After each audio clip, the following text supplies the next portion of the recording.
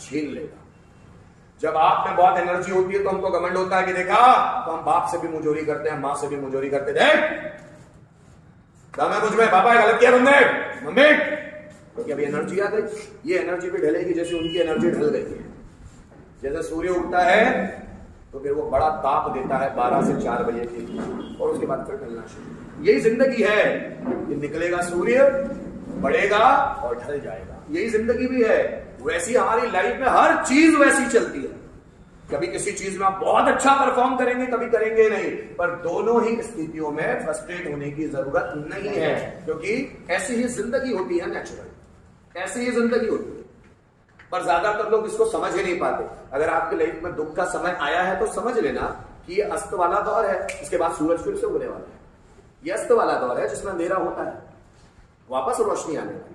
जब भी जिंदगी में दुख आए ना, इंतजार करो, उससे ज्यादा डरने की जरूरत नहीं है, क्योंकि अंधकार हुआ है तो अभी सूर्य निकलने ही वाला है। आप समझ लो।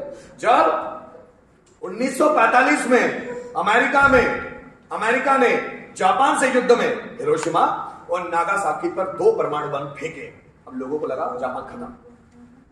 अब तो जापान की वोट लग गई। 1945 में जापान की वोट लग गई, लोगों को लगा अब जापान खत्म, अब कभी उठ नहीं पाएगा। नहीं भाई, 15 साल के अंदर 1960 तक वापस विकसित देश बन गया। वो 15 साल के अंदर वापस 1960 तक वापस विकसित देश बन गया। उनके पास वो सब कुछ है जो एक विकसित और एक सफल देश के पास होना चाहिए। सब कुछ है उनके पास, जापान के पास सब कुछ है। जापान में कभी ट्रेन, मैक्सिमम ट्रेन लेट होती है तो 22 सेकंड, ट्रेन ही लेट नहीं होती साली। 22 सेकंड मैक्सिमम टाइम है, इतना लेट हो सकती है, इसके ऊपर आज तक कभी नहीं हुई। जापान में लेट कोई चीज होती ही नहीं।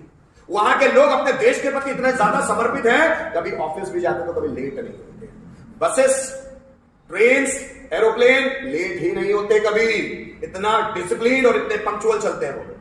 जापान के लोगों का कल्चर पढ़ना, यूट्यूब पे बहुत सारे तो इस देशों के कल्चर के बारे में जानकारी है पढ़ना। वो लोग अपने देश के सिवा किसी दूसरे देश का प्रोडक्ट इस्तेमाल ही नहीं करते।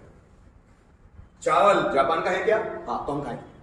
कई दूसरे देश भी जाते हैं, भैया जापानी रेस्टोरेंट किधर है, वहां जाएंगे। चावल हमारे देश का है, ठीक तो दो, तुम्हारे नहीं होना नहीं है, हमको हमारे देश की चीजें चाहिए।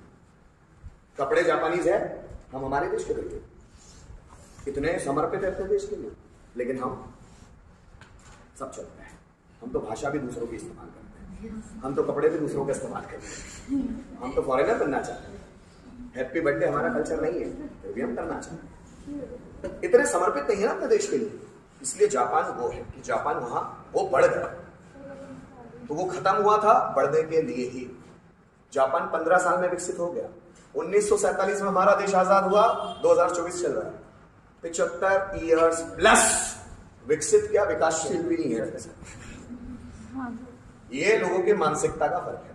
क्या मेरी बात समझ रहे हैं? और भारत विकसित क्यों नहीं है? क्योंकि हमारी सोच डेवलप है। हम सब, we all are the India, हम सब इंडिया है, क्योंकि हम एक भारत को बनाते हैं। वो क्यों पिछड़ा है? क्योंकि हमारी सोच पिछड़ी है। यहां ज्यादातर लोग पढ़ना ही नहीं चाहते, अपनी हिस्ट्री नहीं पता है। कि भारत सोने की चिड़िया क्यों कहा जाता है? कोई पढ़ना ही नहीं चाहता। हमारे कितने फ्रीडम फाइटर्स हमारे, कोई पढ़ना ही नहीं चाहता। यहां सब किताबी ज्ञान, जो 12वीं तक या ग्रेजुएशन तक उनको दे देगा, सब उतना ही पता है।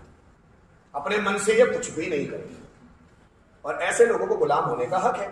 जब 1945 में भारत को आजादी देने की कवायद चल रही थी ब्रिटेन में कि इनको आजादी दे देते, तो विंस्टन चर्चिल जो वहां के प्रधानमंत्री थे वो बोलते थे, नहीं, ये भारत के लोग ये 300 साल नहीं 1000 साल गुलाम रहने के लिए पैदा हुए। सालों को सोचते नहीं आता, ये सोच ही नहीं पाते।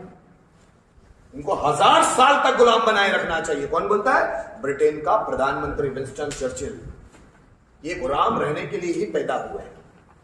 इनको आप आजाद भी कर दोगे ना तो गुलामी इनके रग रग में भरी है, ये गुलाम ही रहेंगे। और आज भी देखो हमारी आदत ही वैसी, हम मन से कुछ भी नहीं पूछते, गुलाम जितना बता दो उतना, गुलाम जैसे ही रहते हैं।